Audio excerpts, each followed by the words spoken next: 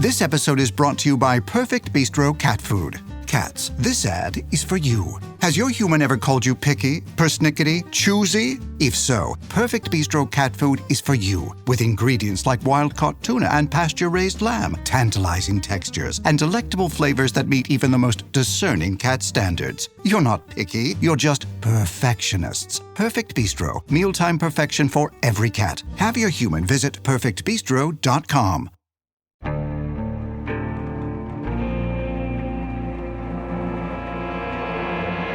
From Airship and Evergreen Podcasts, I'm Jeremy Schwartz, and this is American Criminal.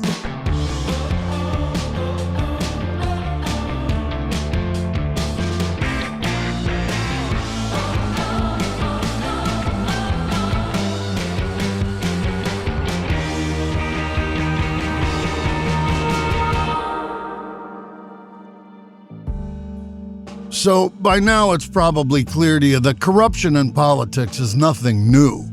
If the story of William Tweed has taught us anything, it's that.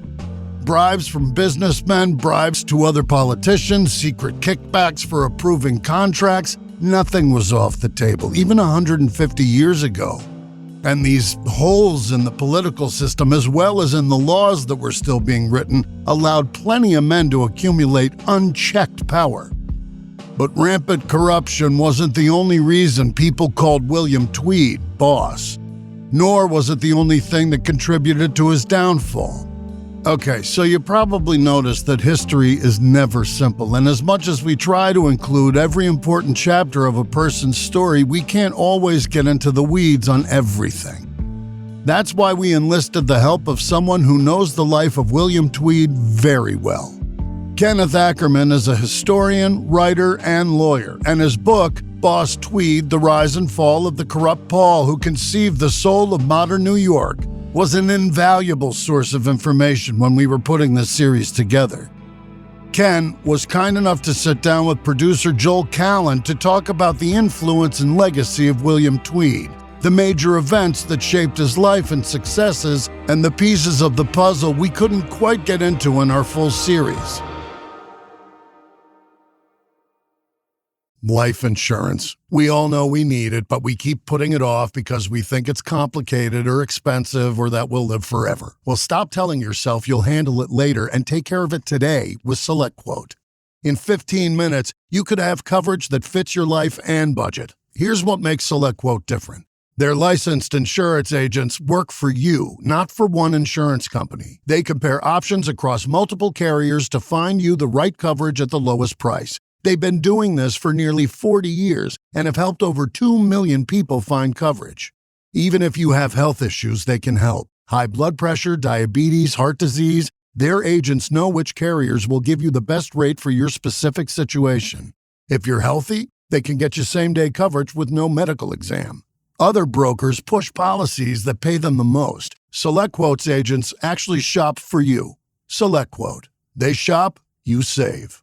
Get the right life insurance for you for less at SelectQuote.com/American Criminal. Go to SelectQuote.com/American Criminal today to get started. There are things in life that you don't want to be transparent, like your swimsuit or your search history.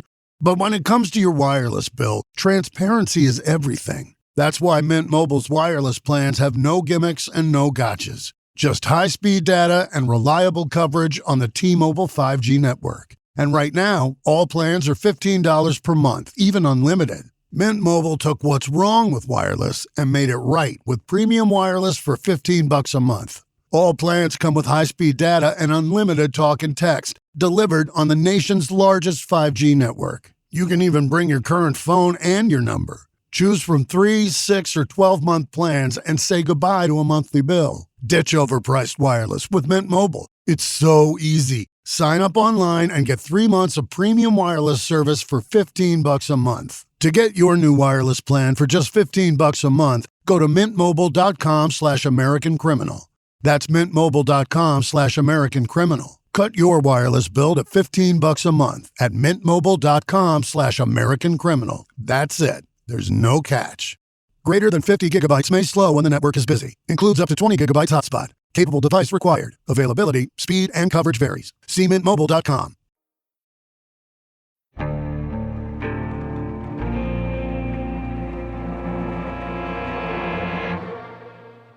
Ken, first of all, I'm very excited to get to chat with you because I really enjoyed reading your book all about Boss Tweed. It's such a fascinating time in American history. But before we dive into the Boss Tweed of it all, I wanted to get to know you a little bit more because you've published a few books now, but you're not a full-time historian or writer. You're an attorney, right? Yes, I've been a lawyer for 50 years, but I don't practice as much as I used to. I live in the Washington, D.C. suburbs in Falls Church, Virginia, and I came to Washington to go to law school in 1973.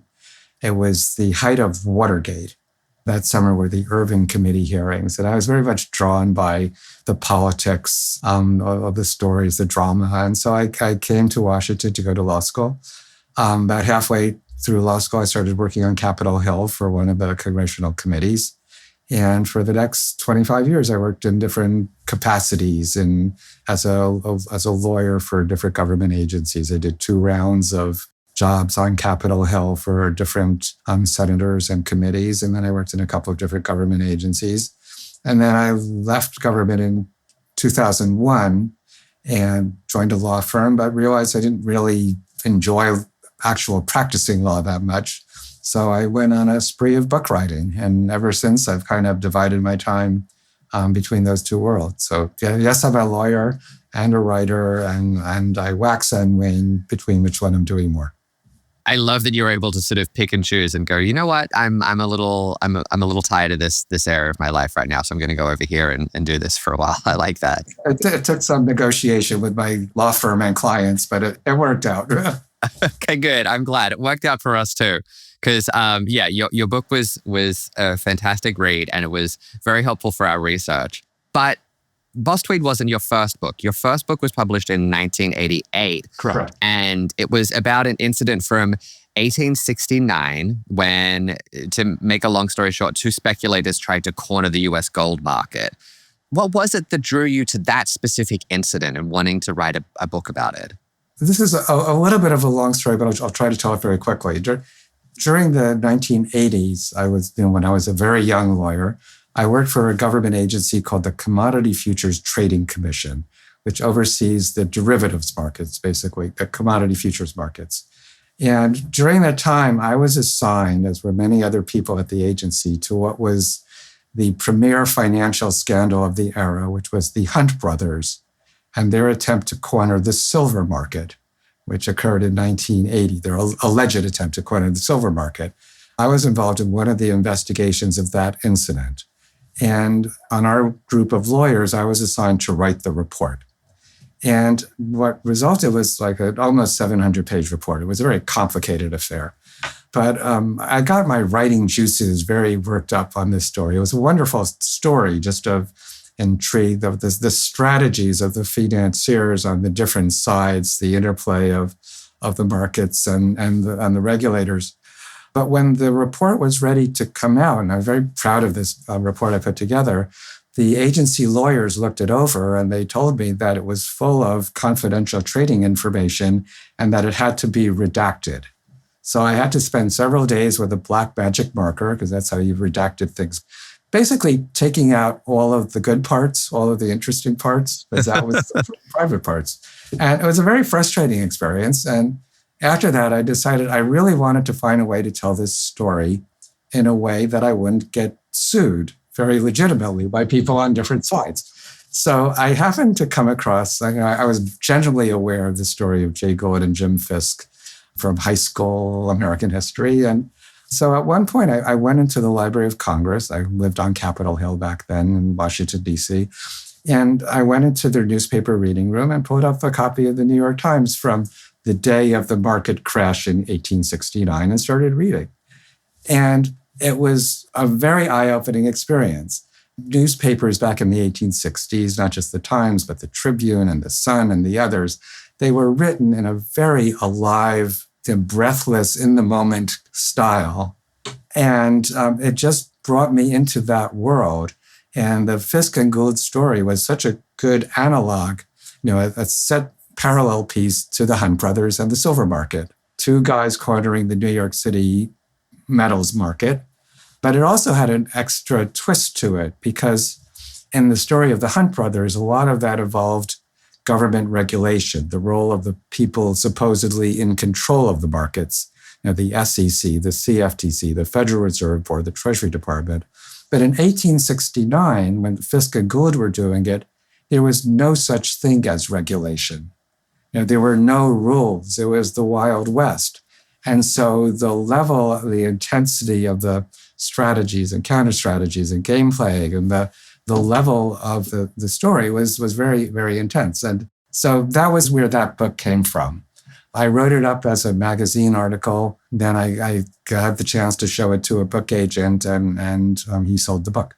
There's a couple of things I wanted to come back to on that. The first is the way that newspapers used to be written in like the 1800s, even up until sort of like mid 1900s. The writing style was so much more like prose than it is today.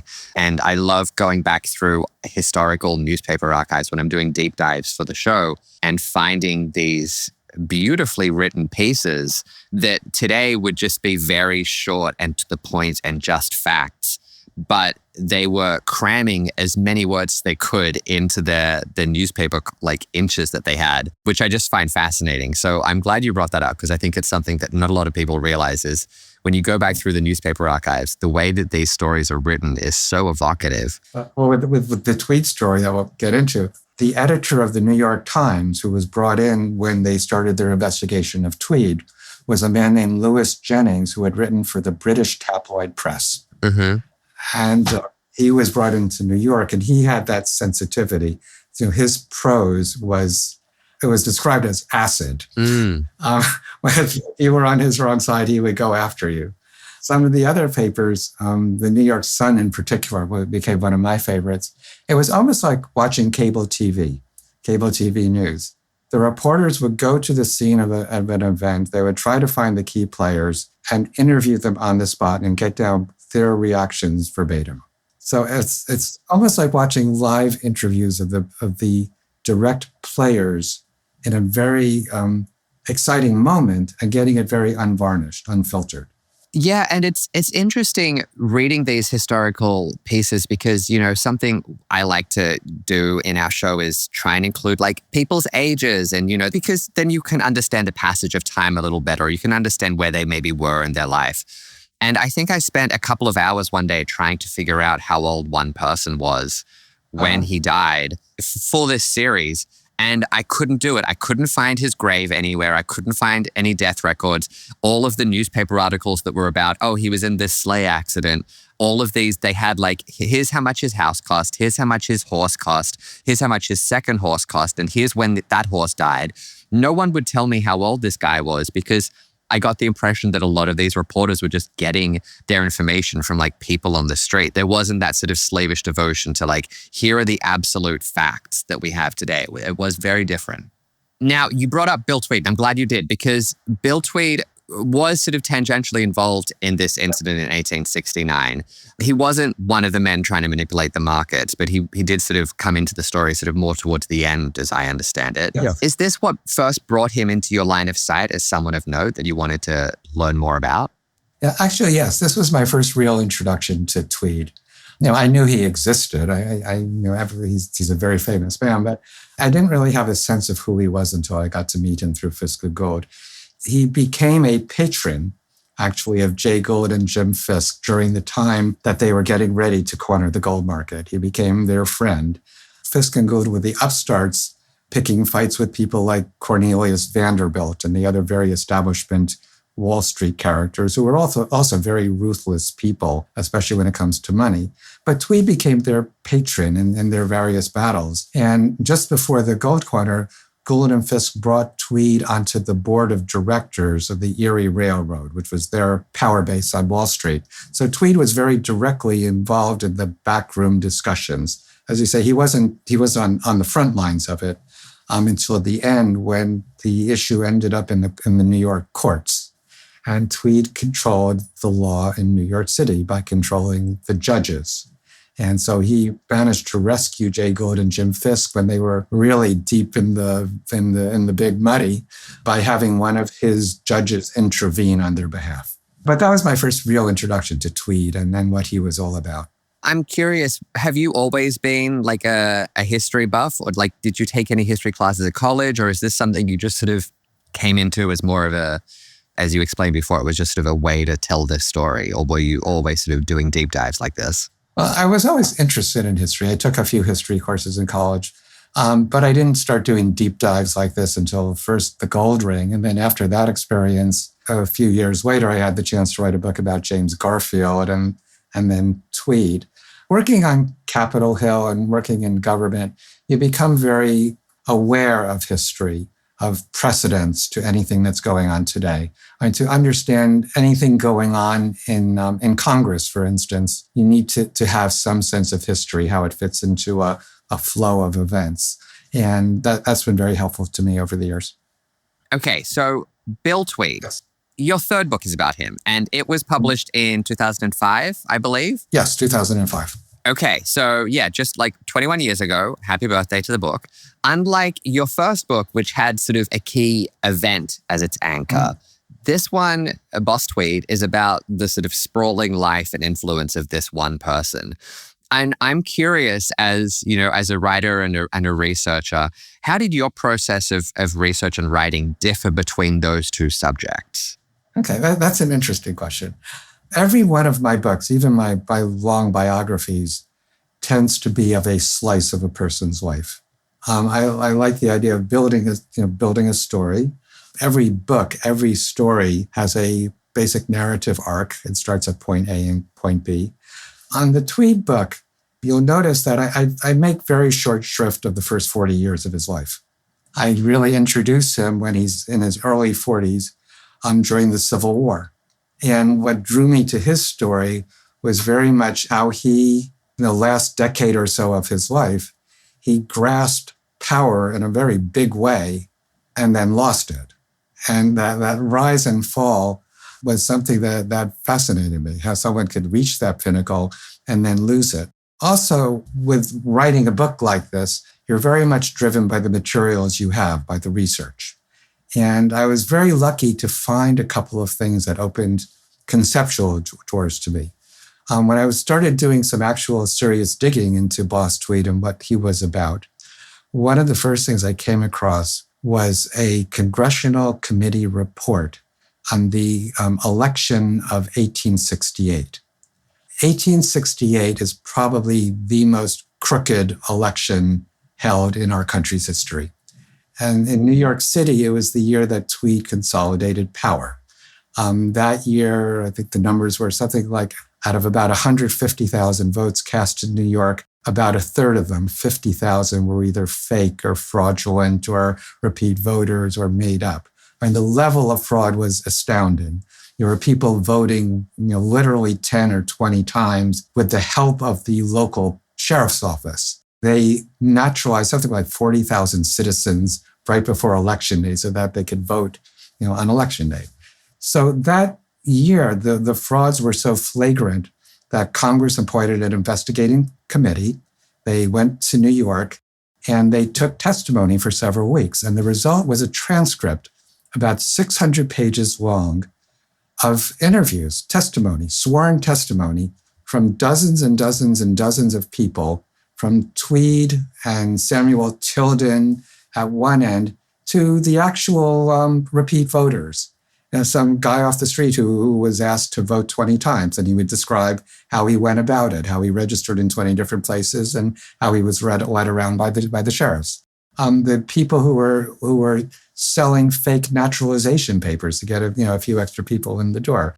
Now, all these people were testified, and I had their stories and their voices in my hand. That was the first piece that kind of fell out of heaven for me as a writer.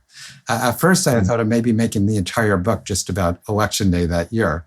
And then I found a couple of other things. I found Tweed's testimony to the Committee of Aldermen after he had been arrested, after he had escaped to Spain, after they dragged him all the ways back from Spain. He had made an agreement with the prosecutors that if he gave a full confession, they might be open to releasing him. At that point, he was older and in bad health, so that he could die at home.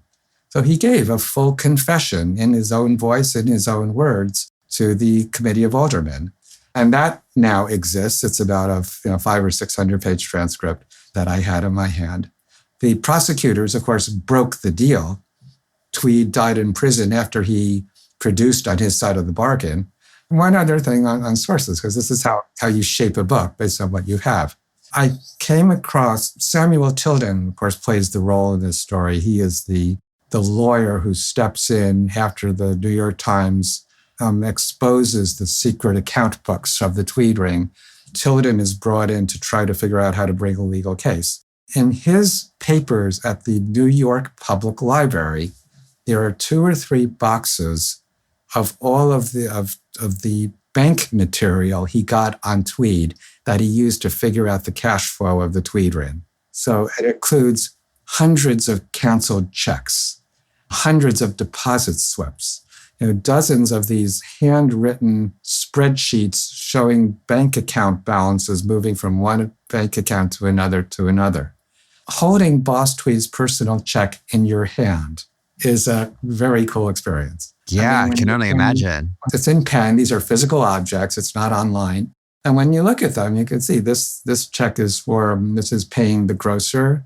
This is paying the doctor. This is paying a bribe to the city alderman. This is paying a payoff to Jim Fisk. This is for furniture. This is for my wife's doctor. This is another bribe. It just makes it very human. And from that, I was able to get a good grasp of, and one of the overhanging questions of this whole story is, to what extent was Tweed actually guilty? And how guilty were the other people, the other Tweed ring members who did not spend time in jail? So those were probably the 3 things that shaped the book. Okay, so if you've been sitting on a business idea, Shopify makes it easy to make it happen.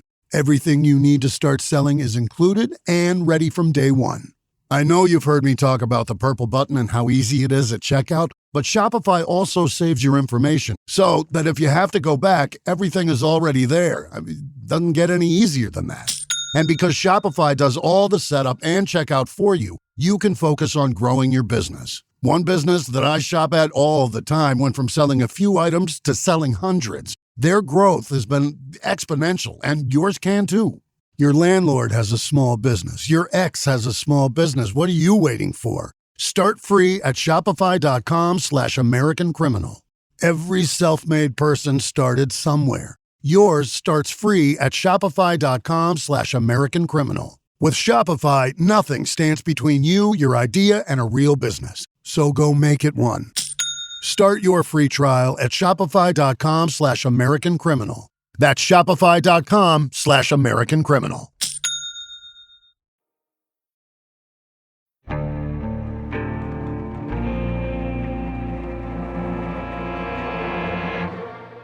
All right, you're listening to American Criminal. We're here talking with Ken Ackerman, author of Boss Tweed. We're talking about William Tweed and the Tweed ring. I'm glad you talked about, finding those kinds of sources and being able to hold them in your hand, because I was going to ask you about, choosing your sources for your work, because you're typically writing about subjects that, are from like 100+ years ago. So it's not like you can go out and interview people who lived through it typically. And so, in that case, you are sort of limited with your sources. But I guess it is sort of going in and finding these historical documents that sort of leads you through the process. Yeah, it's a very interesting thing. When you write about someone who lived that long ago and was controversial, you're better off not talking to people, in a sense. I found this even more so with the book I wrote after this was about J. Edgar Hoover, the head of the FBI. Almost anyone alive who knows him or knew him, and there are plenty of people who knew him, either hates him or feels has a bias one way or the other. And those biases cover what they tell you. With someone like Boss Tweed, who was vilified so heavily, both during his lifetime and after he died, secondary sources are just heavily unreliable. The only thing that you could really trust were contemporary firsthand accounts. And particularly sworn testimony, as there people have to tell the truth, or at least we hope they have to tell the truth, or else documents. So it means more digging, but it makes it more interesting. Because when you look at things from the contemporary point of view, it's often very different from the legend that's created later. Every now and then we'll get people are able to comment on our episodes on Spotify, and every now and then people will sort of ask us a question about something. They'll say, oh, why didn't you write about this part of this person's life? Or, you didn't cover this crime when you were talking about this person. And more often than not, it's because this is a rumor that has been started and there's no actual, evidence to back these things up, or people will conflate two different criminals because they were around the same time. And so I think what you're saying is a really important lesson for people, because you hear something, especially with how much stuff is out there on the internet, you can sometimes just hear something or read it written down and you just kind of assume that it's true. So a lot of my research is, I'm reading a lot of books, I'm watching a lot of documentaries, I'm reading a lot of newspaper articles, and I'm then having to sort of sift through all of my notes and all of the information I have and trying to figure out, where is the truth in all of this? And often, we'll have a source from a criminal themselves. And I will every now and then need to remind myself, but we'll also want to remind our listeners that, this is what this person has said, and they are the only account of this story that we have. So keep that in mind, because they're telling their version as they remember it, or as how they want it to be remembered. And that's not always the same as what actually happened. With Tweed, he suffers under an even worse situation, in that what people mostly remember about Tweed are the Thomas Nast cartoons. Because the Thomas Nast cartoons, for one thing, they are so good as cartoons. Mm-hmm. I mean, the drawings are so effective. Mm-hmm. But they are propaganda.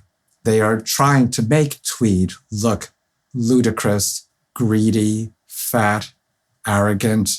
That's the way the cartoons are drawn. And most people, when they think of Tweed, they think of the cartoons.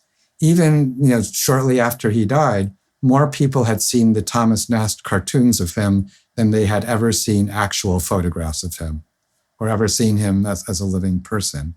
People are kind of surprised when you tell them that for most of the time he was in power, Tweed was very, very popular. Mm-hmm. And the New York Times had started attacking him almost a year before they actually got their hands on the evidence. And during that time, people didn't believe it. They didn't want to believe it. They felt they had a good deal. Yes, there was corruption in New York City, but there's always been corruption in New York City. So yes, living in a big city means there are pickpockets in the alley and the streets are dirty, but so it goes. But Tweed kept taxes low for wealthy people. He kept property values rising for wealthy people. For poor people, he provided jobs and services that others did not. And so when the truth came out about the crimes, and I don't want to sugarcoat this, the crimes were real. His amount of stealing and fixing and election fixing is mind-boggling. The crimes were real. But people viewed him, in many cases, as a source for good. The way he empowered the working class, he brought the immigrants into the political mainstream, the way he built the city with new sidewalks and Central Park, the Brooklyn Bridge, other things. So there were a lot of clashing images with Tweed. The easy way to put it is, but for the stealing, he would have been a great man. But the stealing is what defines him. Yeah, it's something that we mention at the very end of our episode 4 is, what could he have been if he hadn't corrupted his own career?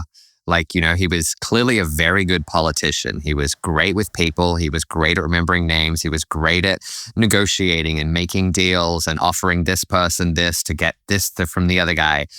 And it makes you wonder, he could have joined the pantheon of the great American politicians, but he chose to go a different way instead. And so he is remembered in a lot of people's minds as this Thomas Nast, archetypal political boss. It's something that I wrestled with a lot in writing about him, especially towards the late chapters, the late part of his story, when he is brought down, when he was very much a subject of prosecutorial abuse. And when you talked to lawyers and explained to him how he was treated, the fact that he was jailed over civil suits, the fact that he was convicted of 204 counts of fraud, but they were misdemeanor fraud. The fact that of all the Tweed Ring major players, he was the only one who was successfully prosecuted. All of those things. My feeling is that you have to view the person as a package. If he had been an honest man, in that sense, he probably would not have been as good a politician. That the way the world worked back then, it was a very edgy time. Politics was a very corrupt field. At the time Tweed was stealing his money, there were plenty of people in Washington, D.C. involved in scandals of their own. The whiskey ring, the Credit Mobilier, and it's a long list of the Grant-era scandals. One historian calls it the age of good stealings. And it started during the Civil War, the amount of graft, of cheating the government, selling the government shoddy, rusty arms, rotten clothing, rotten food for exorbitant prices, price gouging against the government during the Civil War when the country was threatened, was embattled, is kind of shocking. But that's the atmosphere, the environment that Tweed learned his craft in. And he was better at it than other people, for good and for bad. Again, that's something that we took care to mention in our episodes, was that he didn't invent this idea, but he definitely was one of the men who perfected it, who turned it into a craft. Okay, while we're still on the subject of Bill Tweed, is there a chapter of Bill's life that you find especially interesting? Or if we're going to put it another way, if you're at a dinner party and Bill Tweed comes up, what's the story that you go, oh, you want to know about Bill Tweed? Let me tell you about this one time or this one part of his life. There are certain things that people just don't know about him and assume about him. We talked about the prosecutorial abuse and the fact that Tammany Hall actually did a lot of good for people. I guess the one thing I would mention is that people don't know about is his role in the Civil War. In trying to write about someone like Tweed, who lived in this period of the Gilded Age, most Americans, we are not good with history. The level of ignorance about so many things is very high. But people who do know history, they generally know about 2 or 3 things. They have a pretty good understanding of the Civil War and know it pretty well. They know World War II pretty well. They're generally aware of Franklin Roosevelt and the New Deal. But that vast set of, 80 years between the Civil War and Franklin Roosevelt, and maybe Theodore Roosevelt, they have some sense of in the early 20th century. But a lot of the rest is a blur. For instance, the lack of knowledge about World War I in America is kind of shocking, really. And especially the line of presidents after Lincoln, between Lincoln and Roosevelt, is very much forgotten. So to talk about Tweed, I thought it was very important to place him in the Civil War, because people understand if you could tell where someone was in the war. Were they on the Union side? Were they on the Confederate side? Did they serve in the Army? Were they pro-slavery? Were they anti-slavery, pro-secession, anti-secession? It tells a lot about them, and it helps the reader understand who they were. So with Tweed actually, even though he never got near the front, he played an important role in the Civil War. He had to deal with the New York draft riots, which happened on his doorstep, just as he had become the chairman of the Democratic Party in New York, the chairman of Tammany Hall's General Committee. It involved his voters and the Irish Catholic voters, who were the base of Tammany Hall. But it was at a time when he had steered Tammany to support the war. He was a pro-war Democrat in a city crawling with copperheads, anti-war Democrats, and immigrants who didn't understand why they had a stake in fighting and who felt that the draft laws were extremely unfair, which objectively they were. The draft laws during the Civil War, a wealthy person could pay $300 and get out of serving, while a poor person would have to give their life on the battlefield. And so The draft riots in New York erupted in the middle of 1863. And at the time, the governor of New York, Horatio Seymour, a long forgotten name, he was very much a copperhead against the war, against Lincoln. He was in charge of handling it, and he failed miserably. At the end of the riots, during the riots, it was Tweed and his circle who were out on the streets, who were visible, trying to keep things calm, keep things under control as best they could. And after the draft riots, it was Tweed, along with a Republican named Horace Blunt, who worked out a deal with the Lincoln administration to keep the draft functioning in New York while finding a way to satisfy poor people who got stuck in the middle. It's really what put Tweed on the map and made him very, very popular over the next 10 years, both among wealthy New Yorkers and poor New Yorkers. And it's something that people don't know about him at all. By the time he becomes extremely corrupt, it's 4 or 5 years after the war.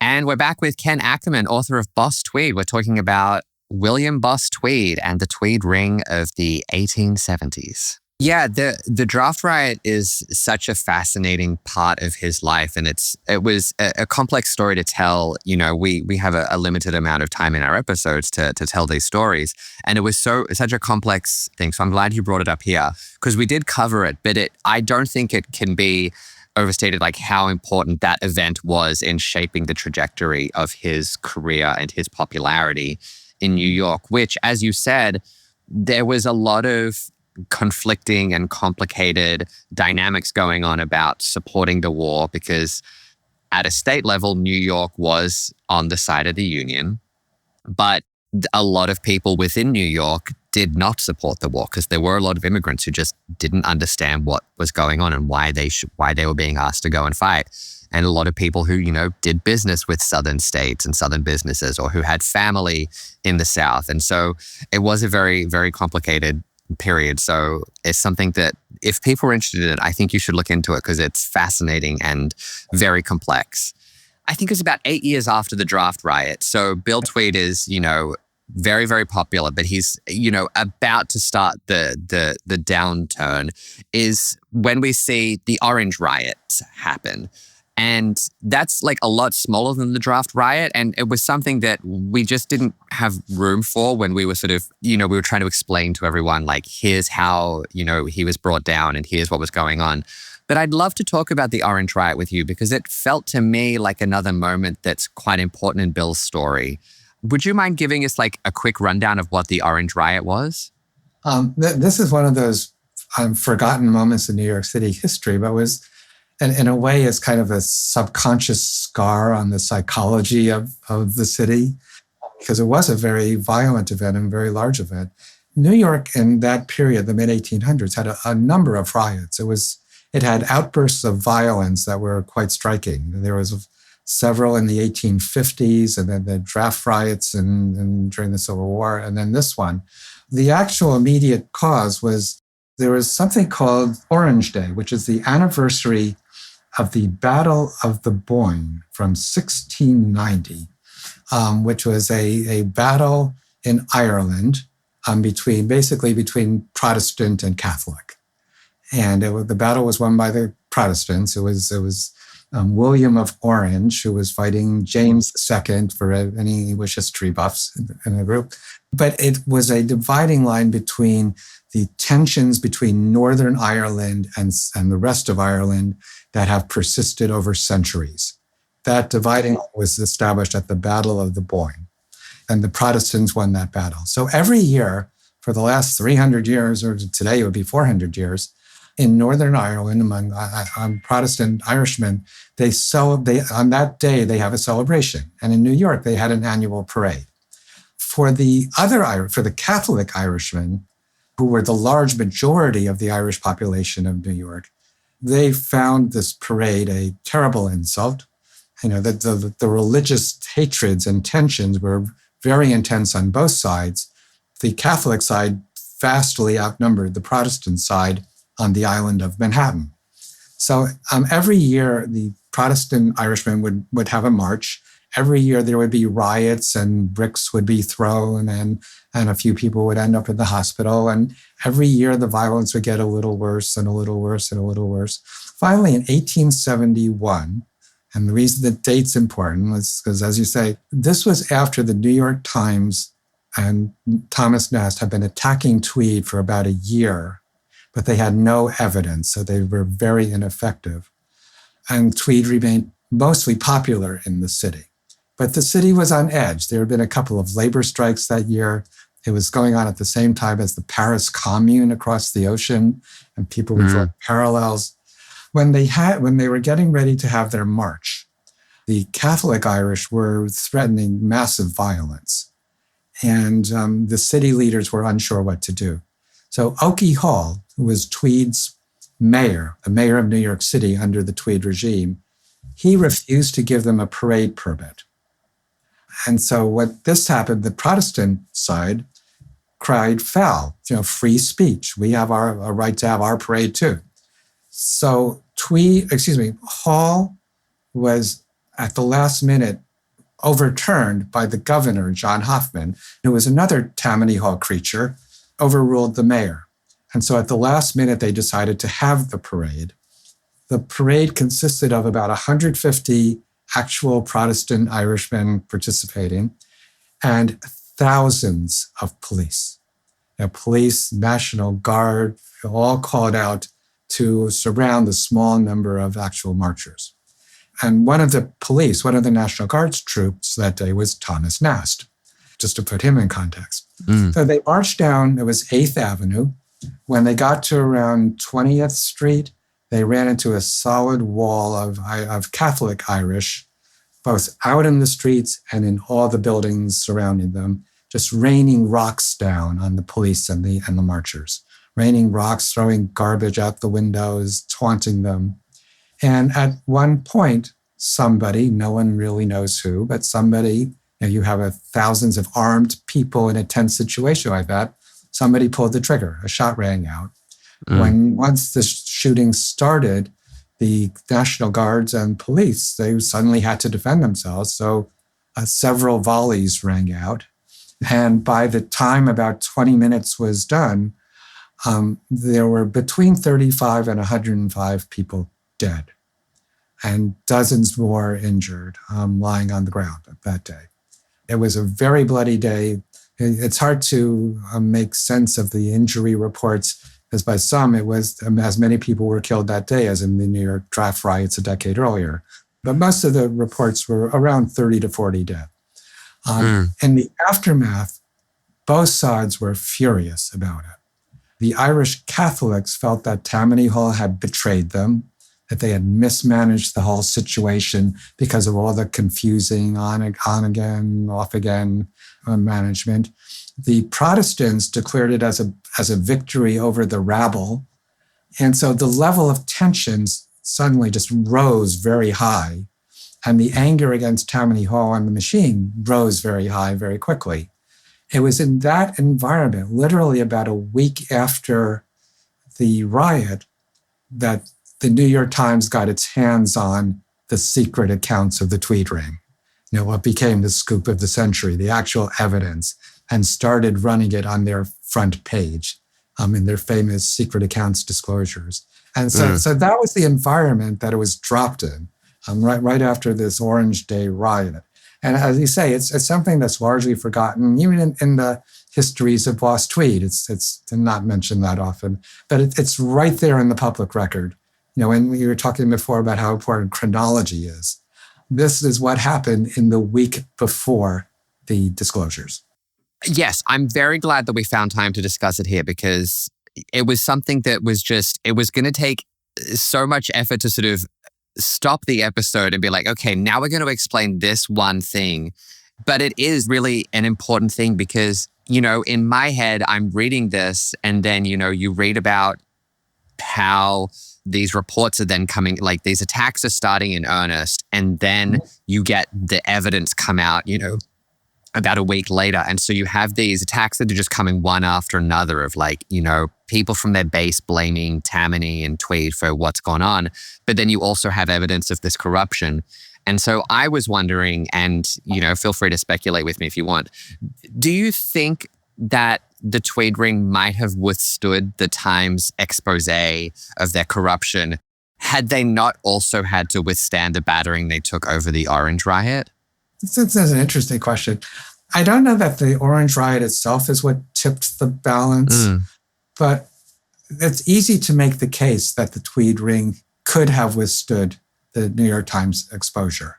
Because even after the New York Times exposure, they were still legally immune. The New York Times exposure showed that somebody had stolen a lot of money from the government. But at that point, there was still nothing that connected the theft directly to any particular person. And, to bring a criminal indictment, you need to show that somebody committed a crime. Here, you knew that somebody did it, but you didn't know who. Also, Tweed still controlled the legal establishment. He controlled the judges. He controlled the police. There were a couple of things that happened that kind of showed the Tweed Ring losing its nerve during these couple of days. For one thing, one of its judges, Judge George Barnard, one of Tweed's tools on the bench, was threatened by the reformers, and he issued an injunction freezing city finances, which started the ring on its downfall. Second, once the disclosures came out and people found out that all this money had been stolen, it created a panic among the bankers. One of the things people don't realize with the Tweed Ring is that the thefts were not thefts of New York City money. Tweed financed his regime by borrowing, by issuing bonds and stock through Wall Street, bought by investors. Yes, a lot in New York, but everywhere around the country and in Europe. New York City bonds sold on the Berlin Stock Exchange and the London Stock Exchange. So when the disclosures came out, the bankers were suddenly afraid that New York City would default and they would be holding the bag. And so that was what prompted New York's respectable elite to finally get together and realize they had a problem, to bring Samuel Tilden into the mix to try to figure out how to legally overthrow them. And then finally, Richard Connolly, who was the comptroller, a key player in the ring, because as a controller, he controlled the actual bank accounts of the city and county of New York. You can't do theft, you can't do corruption without Connolly controlling the money. And at one point, Samuel Tilden, representing the reform movement, put a lot of pressure on Connolly. There was a lot of finger pointing within the ring. They did not hold together very well. And Connolly at one point turned tail and went to Tilden and made a deal. In exchange for what he thought would be immunity, which he never got, he gave them the keys to the controller's office. He gave Tilden control of the controller's office, which gave Tilden suddenly access to all the books. Not just the stolen secret accounts, but to all the books. And that was what Tilden used to be able to make a case. So if Connolly hadn't turned chicken, to put it that way, if Barnard hadn't turned chicken, to put it that way, and the Tweed had held together, potentially they could have weathered this. Not that would have been a good thing for the world. No, exactly. No, it's just, it's interesting to think about, these decisions and the way that history can look very different just based on the way people decide in any given moment. There's one final thing that I wanted to go over with that we didn't have time to cover in our episodes, but that was fascinating to me, was the way the Tweed Ring tried to strike back at the New York Times. In our episodes, we mentioned when they tried to bribe the publisher of the Times right before the evidence was about to be published, and there was also the attempt to bribe Thomas Nast, which there wasn't anyone specifically from the Ring that was like directly involved with that I read, but that was pretty much very clearly them. Wasn't there a plot to try and seize control of the New York Times sort of in the lead up to this evidence coming out? Oh, yeah. The pressure on the New York Times and Harper's Weekly by by Tweed and his group was intense. There was physical intimidation. They had detectives follow Louis Jennings and the Times reporters down the street. He was arrested a number of times. It was very conceivable that you could throw someone in jail back then for some trumped-up charge of defamation, civil action, and have them thrown in jail. They tried that several times. The Harper and Company, the corporation, Harper Brothers Corporation, that put out Harper's Weekly and employed Nast, they were the largest corporation in New York at the time. They employed 500 people. They were the largest publisher in the country. One of their biggest customers was the city of New York, to whom they sold textbooks. And at one point, the Ring cut off Harper Brothers Company from selling textbooks to the city, a major financial blow to the company. At one point, the Harper Brothers thought about firing Thomas Nast because they were in such a hole. They had a meeting, the four Harper Brothers. Three of them wanted to fire him. Fletcher Harper, who was the publisher of Harper's Weekly, he basically said, if Nast goes, then I go. And he stood up to his brothers and kept Nast in the fold. The New York Times, they did a number of things. They tried to throw them out of their building over some question about their ownership of the New York Times building. And they tried to take over the stock. It was not an unusual thing, especially with Jay Gould and Jim Fisk and the games they were playing on Wall Street, that if you managed to get just 1 or 2 shares of a company's stock, you could go in front of a judge, especially if it's a judge that's been bribed. And, again, this was not uncommon back then, and have the company put in receivership and get your own favorite person named as receiver. They threatened several times to do that to the New York Times. It's kind of reminiscent to what's going on right now. I don't want to get into modern politics, but there were a couple of shares of New York Times stock that were owned by people who it was feared might be open to sharing them with members of the Tweed Ring. Shortly before the final secret accounts were published, the Times managed to buy the last 30 shares of publicly owned stock in their own company in order to avoid the company being bought out. It was a very real scare because if Tweed wanted to buy out the Times, he had the combined fortunes of Jay Gould and Jim Fisk and the Erie Railroad and City Hall behind him. I mean, if it was a fight of who had the most money in their bank account, Tweed would win. But the Times managed to control the last couple of public stockholders to sell their stock in order to protect the company. It was very dicey, the kind of pressure that was put on both of those companies.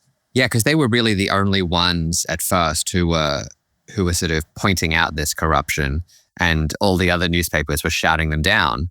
And sort of the other newspapers were saying that, Harper's and the New York Times were the corrupt ones. And then slowly the other newspapers all sort of fell in line once they sort of realized that the Tweed Ring was going down. It's worth mentioning that at the time, one of the ways that the Tweed Ring controlled the newspapers was through advertising. They spent several $1 million per year, and $1 million in 1870s equals tens or hundreds of millions of dollars today, basically buying off newspapers. If you were friendly to them, then they would pay millions of dollars to advertise in your pages. It's a kind of bribery. They cut off the New York Times and Harper's Weekly, but several other newspapers subsisted on payouts from the city government. So a couple of times in our chat today, you've mentioned, your experience in, the American political system, and you briefly alluded to it a few minutes ago, just sort of with the idea of modern American politics. And I'm curious to know, when you're telling these stories from America's past, what kinds of patterns or echoes have you noticed in how things play out, either like in society at large or in the political system? Well, it's a funny thing. The Tweed book came out, I wrote it about 20 years ago. It's been out there for that time. Over the past 20 years, I've frequently had the chance to give talks about Boss Tweed. And there's almost never a time when political corruption isn't on the front pages in some way, shape, or form. He's always relevant. One can argue that the situation today, again, I don't want to get too political, that the level of corruption today is reminiscent of the Tweed era. But he's almost always been relevant. These questions of what constitutes corruption, how much of a infection on the body politic is it, how dangerous is it, have always been there. The oddity about Tweed, that the question he poses of us is stealing is bad, even when it's done by someone who's a nice person. And in a way, Tweed is an attractive character to write about because his personality is such a contradiction.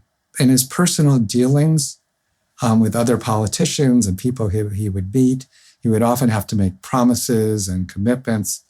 And he had a very strong reputation for honesty, for personal honesty. If he gave you his word, he would do something for you, you could count on it. And this coming from the most prolific municipal thief in American history, it's very stark, but it shows the vagaries of human nature. He is a very human character with strengths and weaknesses and a lot of shades of gray. Ken, I've so enjoyed talking to you about this. I could chat with you for hours and hours about Boss Tweed because it's such a fascinating, complex story. I feel like we've barely scratched the surface, but I'm going to leave it here. And before we say goodbye, I want to ask you, do you have another project that you're working on or like another book or an article we should keep an eye out for? I know before you said that Boss Tweed is being republished this year. Is that right? Yes. 4 of the books that I wrote 20 years ago, Boss Tweed, Young J. Edgar Hoover, Dark Horse, my book about the Garfield assassination, and The Gold Ring, are all going to be republished by a new publisher in the next couple of months. It's my way of taking these old books and giving them a place for posterity. So they will all be coming out with a new publisher, and I'll have an announcement hopefully about that soon. Great. Excellent. Well, we'll make sure to leave a link to your website in our show notes so everyone can go and visit your website and keep an eye out on those things. But Ken, it's been such a delight talking to you. Thank you so much for taking the time to chat with us here at American Criminal. We really appreciate it. It was really fun. Thanks for having me. That was our producer Joel Callan's conversation with Kenneth Ackerman, author of Boss Tweed, The Rise and Fall of the Corrupt Paul Who Conceived the Soul of Modern New York. It's available in print, ebook, and audio wherever you buy books.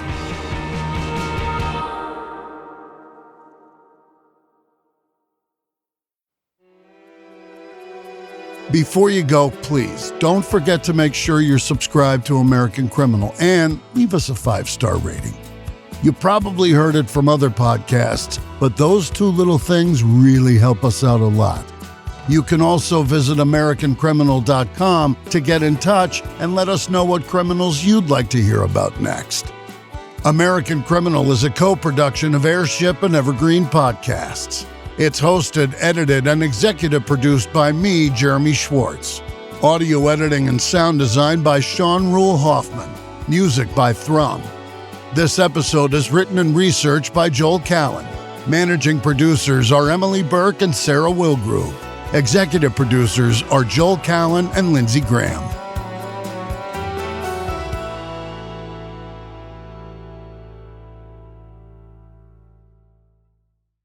If you miss getting swept away by a story, Dakota Spotlight is now in its 13th season. It's built on storytelling, taking the time to let you melt into it. Season 13, The Bagpiper and His Brother, begins on the ice in a quiet Minnesota suburb and unfolds into a bombing and a federal investigation. It's a case I spent years digging into. Search Dakota Spotlight wherever you listen and start with Season 13, The Bagpiper and His Brother.